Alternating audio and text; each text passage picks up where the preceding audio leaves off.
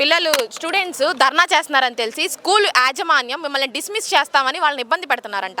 అది ఎంతవరకు నిజం? చేయనండి అంతర్యుద్ధం మొదలవుతుంది. వీళ్ళు ఇవ్వాల్సిన పథకాలు వీళ్ళు అందించాల్సిన సాయం అందించకపోగా ప్రతీకగా వీళ్ళు ప్రజల మీద కనుక దాడులు చేసి ఏదైతే విద్యార్థులు ఉన్నారో వాళ్ళ మీద కక్షాదింపు చర్యలుగా వాళ్ళని డిస్మిస్ చేసి ఇలాంటి చర్యలు కనుక ఉపక్రమిస్తే కనుక ఈ ప్రభుత్వాన్ని నిజంగా ప్రజల్లో అంతర్యుద్ధం మొదలవుతుంది. ఈ ప్రభుత్వం మీద ప్రజలు తిరగబడి ఆ సీఎం క్యాంప్ ఆఫీస్ని ముట్టడించే రోజులు దగ్గరలోనే ఉన్నాయి.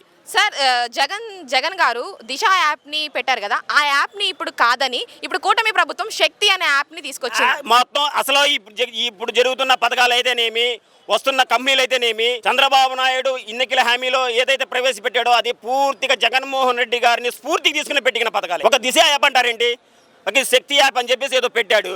అసలు దిశ యాప్ అసలు నాకు అర్థం కావట్లేదు. ఈ విజనరీకి జగన్మోహన్ రెడ్డి గారు పెట్టిన పథకాలు మొత్తం ఆద్యాంతం కాపీ కట్టి చేస్తున్నాడులే కానీ ఏ రోజైనా సొంతంగా ఏమంటే ఎన్టీ రామారావు గారిని తీసుకుంటే కిలో ₹2 బియ్యం అని చెప్పేసి ఇలా చాలా ఉన్నాయి. వైఎస్ రాజశేఖర అంటే ఆరోగ్యశ్రీ అని చెప్పేసి చాలా ఉన్నాయి. వైఎస్ జగన్మోహన్ రెడ్డి గారు అంటే అమ్మఒడి, ఫీజు రీయింబర్స్మెంటు, అందరికి 30 లక్షల ఇల్లు, ఇలా చాలా ఉన్నాయి. చంద్రబాబు నాయుడు నువ్వు 40 సంవత్సరాల పరిపాలనలో నీకంటూ ఒక సొంత పథకం ఏమైనా క్రియేట్ చేసావా? ప్రజలకు ఉపయోగపడే పథకం ఏమైనా క్రియేట్ చేసావా? మరి ఆయన విజనరీ అంటే నేను చెప్పిందేనండి, మీరు అడిగిన ప్రశ్నకు సమాధానం పూర్తి అవ్వనండి. ఏమైనా సొంతంగా ఏమైనా చెట్టాడా? అంతగాడి జగన్మోహన్ రెడ్డి పెట్టిన దిశ యాప్నేమో శక్తి యాప్ని క్రియేట్ చేస్తాడు. జగన్మోహన్ రెడ్డి గారు పెట్టిన అమ్మఒడి పథకనేమో అమ్మకు వందనం పెడతాడు. ఇదే ప్రతీది కూడా.